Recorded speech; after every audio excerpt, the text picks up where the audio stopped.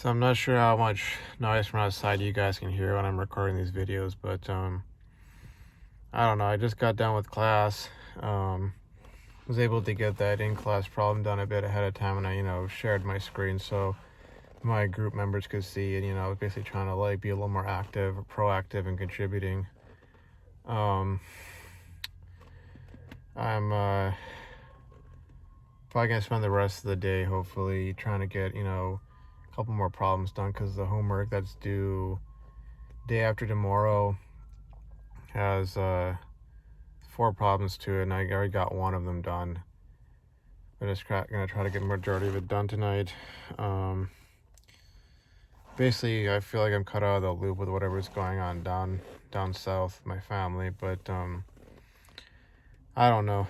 I'm just trying not to think about again for the umpteenth time. I'm running over ground that I already covered so many times. But I'm just trying not to think about that worst case scenario because I know all the stuff that's gonna happen if that goes down, and just the thought of not having my dad alive. I have all these memories, and it's even to the point that there's certain songs I can't listen to without thinking of him, and then you know it's that sadness of having a father who, for all of his flaws, and even for all the bad times and stuff that I would consider abuse, which I have confronted him over in recent months or years. He tried to do the right thing, and that's like the biggest tragedy of it all. This guy tried to do the right thing based off what he was taught, and having it basically just be sort of his undoing. I guess some of the stuff I would really want to talk about would be, this is not really related to recent events, but one thing I've noticed with my channel, other than the folks who are literally on NoFap or just subscribers or their friends, folks like Alex and Dark Magician and Three Rhinos, etc. There have been more and more folks popping up, basically trying to post comments that have links in them to pornographic material. And I don't know if it's the YouTube algorithms that are directing them over to my channel or so, but it's like some girl posting a comment leading back to her channel where she does twerking videos, or some random, look like a Russian bot. I don't want to get into all that conspiracy theory territory, but the term has been used by different folks over the years. But the handle's name or whatever was in Russian or Cyrillic letters, so I'm assuming from that area. But posting stuff like that, I've occasionally accidentally clicked on it going, okay, what is that sort of thing? But I quickly clicked back and was like, okay, for future reference, anything I see like that as a comment, I'm just gonna assume that it's, whether it's spam or it's somebody trying to mess with me, because they think someone being on NoFap is a huge joke to them. And I'm just gonna delete it. And I went and deleted both of them at this point, but that's something that's really annoying me and frustrating me. It's I don't know. It's this, what kind of perspective do you have to be looking at things to be doing that to folks? It would be like if I knew someone who's a recovering alcoholic who was making a genuine effort to get rehabilitated, and I was leaving a beer can right in front of them and go, oh, just wanted to leave this over here, it's not an issue, bro, right? Good luck on your rehabilitation, and then I just walked away, maybe that sort of thing. And if I was just laughing when I saw the guy or gal, just reach out for that, and even if they pulled themselves away or they didn't open the beer can or drink it, laughing at them, going, ha ha ha, such a joke. Their struggle is such a joke, laughing at them for doing that or falling into that because I had put that out there, back when they the quote unquote anonymous, ominous they went and spammed the NoFap website with a bunch of pornographic material because they thought it was a huge joke to make folks who are struggling with that relapse. Um, and I could probably comment on all sorts of other aspects why I think, people think it's a joke and whatnot, but that's just really annoyed me. And I have to like sort of keep an eye out for it insofar as if I see stuff that looks suspicious, just delete it right away. Not necessarily because it's going to cause me to relapse, but it's just like that's not what this channel is for, Um, and I gotta keep those kinds of toxic influences out. But other thing I wanted to comment on was just I think I had mentioned like, oh, I could go into detail about some stuff from the past that has basically contributed to my perspective on a certain half of my family and the situation we're in. Um, this is why I've really latched on to the red pill philosophy. Um, and it's like I latch on to it, and at the same time I don't want it to become a source of rage, because I think the thing for me, if I were to sort of go back into what they want to call red pill rage or whatever, would be like um, if I was still sort of trying to fulfill those old blue pill ideals. And anytime somebody tries to tell me, oh no, that's not true, like there's some unicorn out there for you, or, you know, oh yeah, you can totally like, uh, yeah, build wealth by getting into debt, or, you don't have to go and, I don't know, whatever, like you don't have to go and exercise or eat healthy if you want to be healthy, if you want to lose weight, or if you want to, whatever the case may be, like just, telling you like, oh, just be yourself, or you don't have to change, or if the world expects you to change, that's their problem, not you, or whatever the case may be. Like stuff that I know is false, stuff that I know is not self-serving, the stuff that I know that's going to produce all sorts of crummy results. That's when I would get angry, because you got the truth and then you have all these lies people want to tell you. And um the reasons I really latch onto so much, that's because of the experiences I've had in my life and the things I've seen with my father and other family members. I've seen what those blue pill ideals did to my dad, because he was very much the alpha guy, youngest of three brothers. And I don't say was insofar as like, look, I'm assuming he's still among us, and I'm trying not to consider the possibility of him passing away anytime soon, even with what's happened. But he was very much like what they might call the alpha guy, or the alpha male of his family starting off.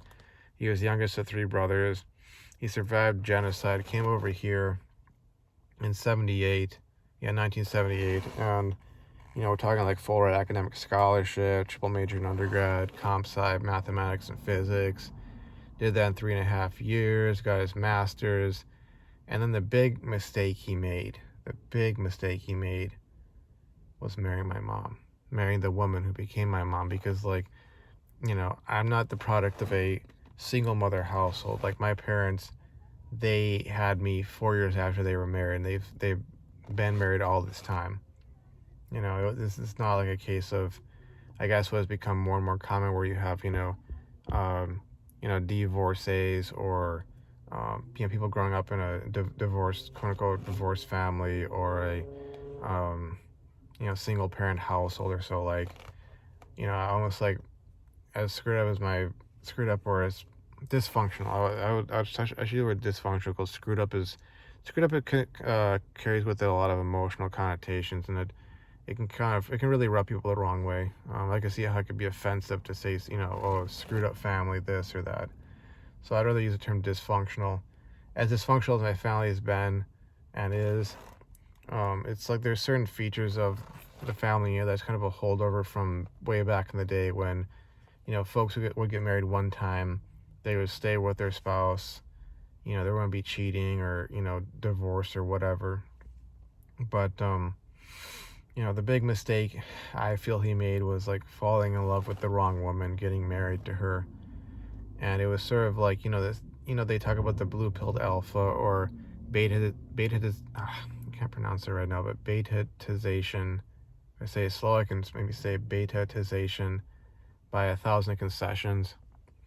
And that's what happened with my dad, because like if you look at his trajectory in life up until when he met and married the woman who became my mom, He was like alpha AF. Like I'm talking like he would have been the next Elon Musk or the next Steve Jobs or the next Jeff Bezos, or you can fill in the blank with, a name of a multi-billionaire tech businessman who, like, people practically would idolize, as to all his accomplishments and such. Like this extremely smart guy, hardworking, committed, just, on his mission, on his purpose, driven. I mean, just like all the things he could have been, all the things he could have done. He very well had the potential to become an astronaut. Okay, and it could have been like, I mean, if he'd been alive at that point in time, he very well could have been one of those guys walking on the surface of the moon. Like that up there. But because he decided to start sacrificing here and there for the sake of the woman he married, it's like all that potential was wasted. Like, I mean, I'll give you an example. Back in the mid 80s, see, my uncle, he was still in high school. I think he was born in 69. He was adopted, and he was a hellion. He was always like, it was like sort of this skirt chaser type, always just trying to get laid with this girl or that girl, things of that nature. And putting my grandpa through hell, putting my grandma through hell. And this is right around the time that my parents had gotten married, and because of how driven and hardworking my father was, and smart, just like smart as a tack, just, I mean, for the longest time, I looked up to him as this like genius, like, oh, I want to be like my dad, like idolizing him, engineer, and he got a patent to his name and all this kind of stuff, and he would tutor me in math and all that as a kid. But at this time, this is before I was born, and basically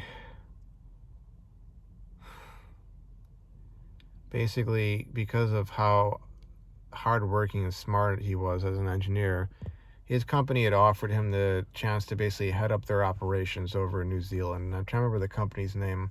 Might not want to give it away, but they were going to have him run that. I'm talking the kind of opportunity for promotion where it's like, if he had done that, it would have been like if you think of from a Game of Thrones perspective, anybody who's watched this show, it would be like, the Lord Commander of the Night's Watch choosing you to be his personal steward, to the point that, like, okay, this guy wants to groom you for command, this guy wants you to be the next one to take charge of this, organization, or take charge of this division. He wants to bring you into the fold and groom you to be like part of the, leadership of the company. My dad had that opportunity. They were opening up a new branch over there. They wanted him to head things up because he'd been the guy who'd been in charge of so many task forces where, like, if they were having some sort of problem with their, the devices they were producing on the manufacturing floor or whatever, like they'd form up a team of their top engineers, put my dad in charge, and he would just like figure it out, working with the engineers, leading them to figuring out whatever was the problem and fixing that and saving the company millions of dollars. And because of that, they were like, this is the guy we want to be in charge of this. Well, right around this time, my uncle was, basically dicking around, like literally and figuratively. And my dad, out of the kindness of his heart, was like, I gotta do something for my father-in-law. I see how tired, how worn out he is. If this stuff keeps on going, he's gonna be gone. And instead of taking that opportunity to go out to New Zealand for probably a year and a half, maybe 2 years, live out there with my mom. Maybe I would have been born in New Zealand, who knows, but he decided to turn that down, and instead, after work every day, him and my mom would get in the car, living over in Minnesota, and they would drive all the way to Wisconsin to, set themselves up there at my grandparents' home, and then my dad would go out and try and find wherever my uncle was and corral him and bring him home, because basically the thing was, when my uncle would be out running around at night on weeknights, this is a day and age when you didn't have cell phones. You couldn't call somebody up. You couldn't text somebody, hey, where are you at? What's going on? Just, checking in with you, concerned, they have all these, parties out, folks are getting drunk. There's a lot of drunk driving. The cops have like their stopping points or whatever, their inspection points, whatever you want to call them. Um, and we're concerned, we don't want you to get in a car accident or, get pulled over by the cops, arrested, et cetera, et cetera. You couldn't do that back then. So my grandpa would be sitting in the kitchen of their house, up until 2 or 3 a.m. when my uncle would finally drag his, hellion self back into the house. And my grandpa, at the time, I think he worked at a grocery store. He'd kind of risen up through the ranks to being sort of like he'd been working in the butchery, and then he kind of rose up to being sort of, division manager or so. But he had to go in before everybody else, at 5 a.m.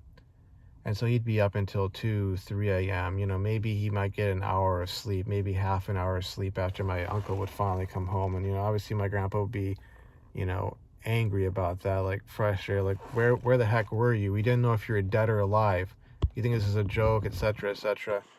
Well, my dad wouldn't sacrifice that career advancement opportunity, that major promotion, to go and basically be the babysitter for my uncle, so that cycle wouldn't continue and my grandpa could, get some rest, because he had to go into work. And we're talking like, having to deal with sharp objects and setting everything up a certain way and making sure everything was decontaminated and, etc., etc., and having to do that on less than an hour of sleep.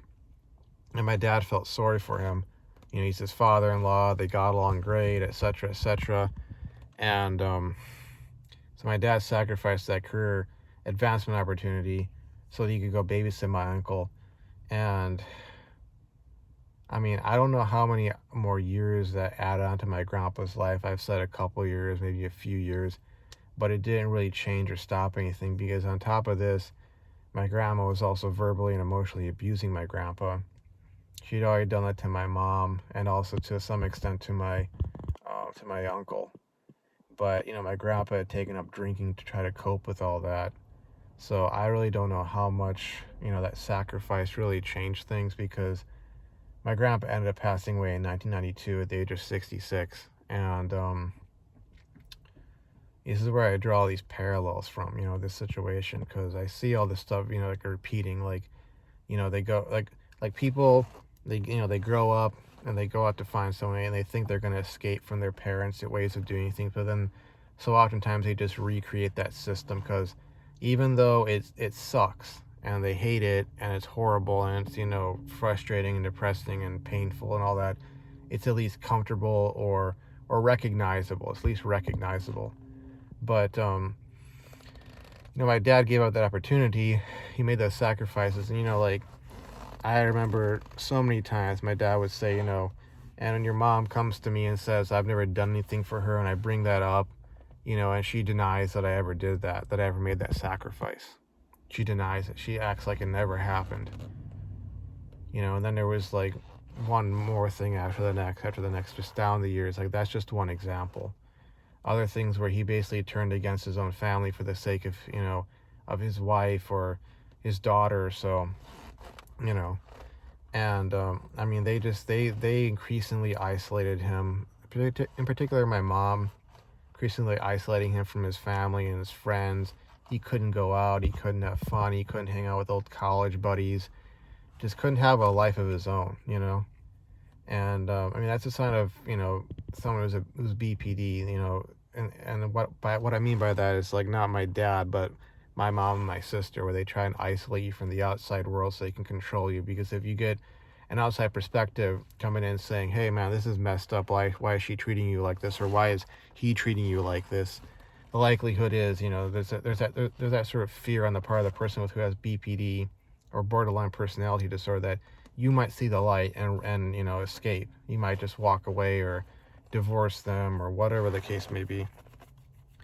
But I gave one example. Another example, this relates to my sister. Back in 2007, 2008, when my sister was going off to college, up in this area actually, where I'm kind of actually it's north of where I'm at, but she was going to this private university where she'd gotten into, you know, and anyways, she was very book smart at that point, but not street smart. I think she eventually did kind of learn that sort of stuff, the hard way, like kind of like I did. Um, but it's the kind of university where it was like I think it was 50 or 60K a year just for tuition alone. That's not including room and board and all that sort of stuff. And she'd gotten some sort of scholarship to cover most of that, but there was that like remainder, to cover. And my dad, and this is very much, I may get into this in some other video, talking about baby boomer parents and all, versus millennials and just my angle on things. But he went and emptied his retirement account, all the money he'd saved up working out down through the years, his 401k, just emptied it out so that he could go pay for that remainder. And how did she repay him? She mucked around up there. She got involved with a freaking druggy loser. Oh, because he's blonde haired and all this kind of stuff. She just was obsessed about that. She got with that guy. And then she was also, even in the midst of all that, going out. And this is something she bragged about to me, so I'm pretty much repeating what she said word for word, that she was going out, meeting guys on the street, and she had to emphasize what race they were because she thought that, their being of a certain race made her a bad girl, and she claimed that she was making out with him and stuff like that, okay? And then she comes down with some mysterious illness, has a major fever, nearly dies, has to come back, has to drop out of there after wasting all my dad's retirement money. And it's sort of like all the health problems she's had following, from that, all that fallout.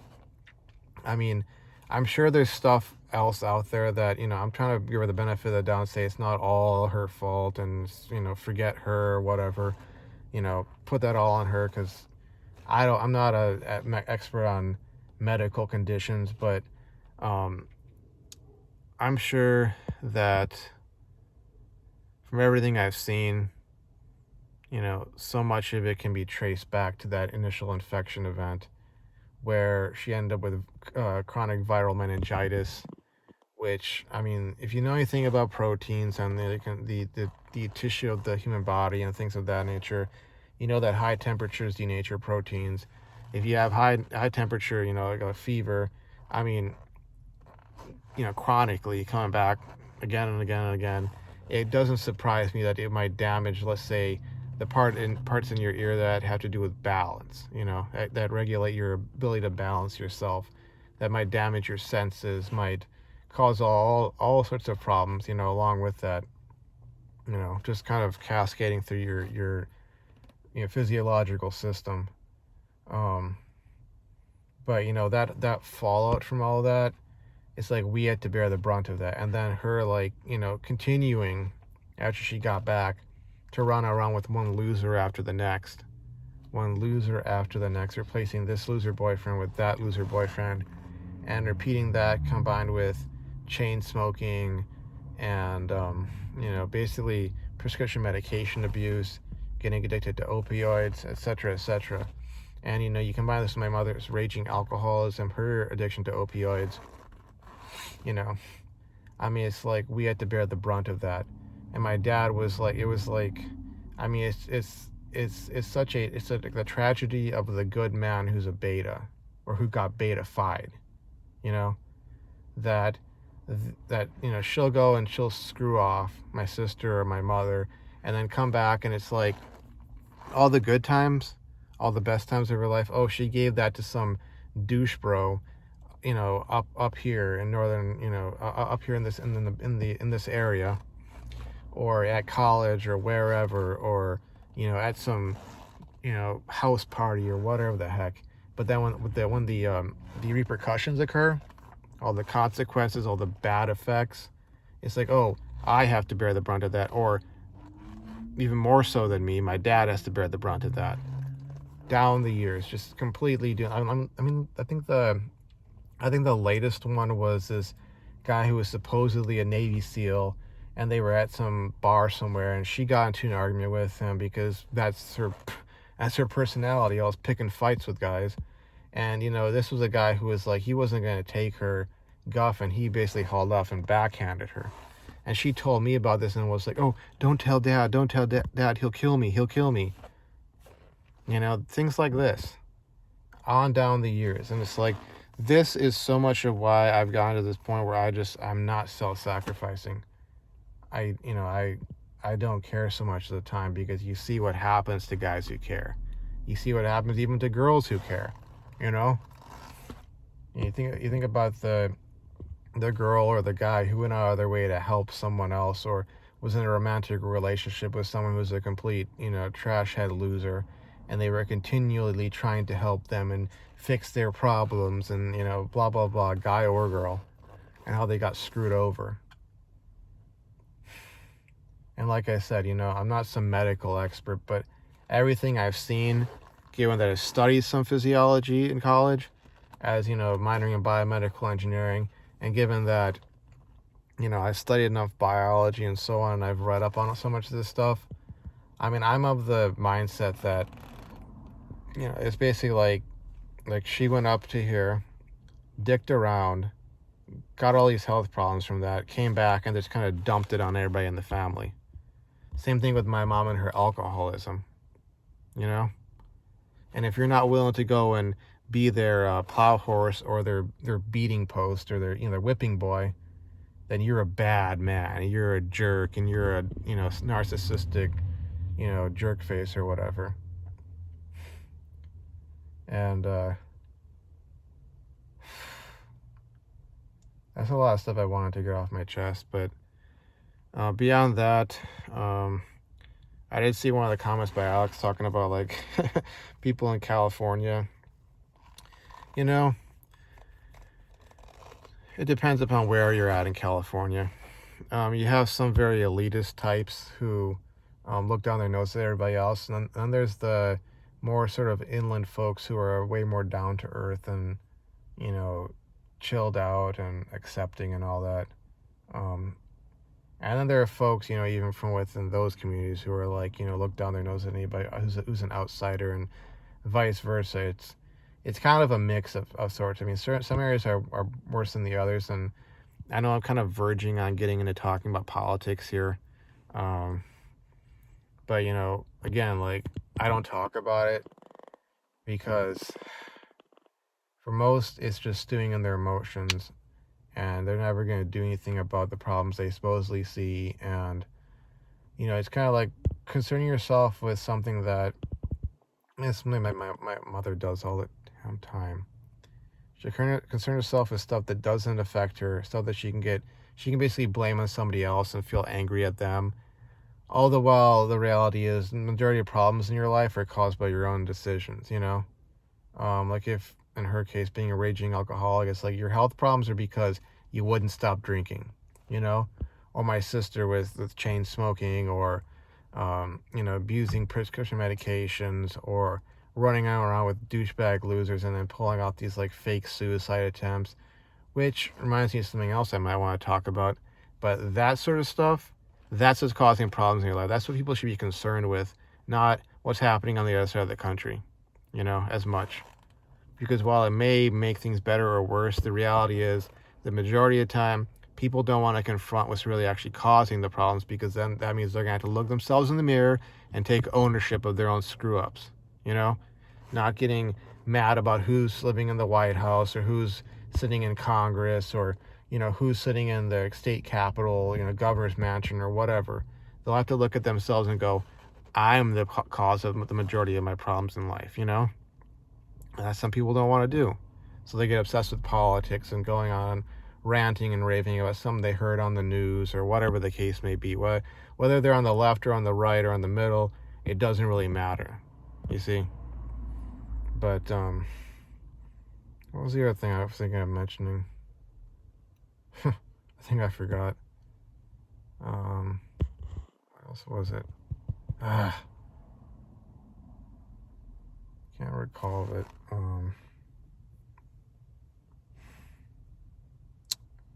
Dang it, I'll probably remember it later on. Maybe somebody who wants to take the time to watch this almost half an hour video might leave a comment saying, "Oh, this is what you wanted to mention about." But anyways, I've gone on long enough, and I need to get back to doing what really matters. So, thanks for watching, and I'll see you folks around. Bye.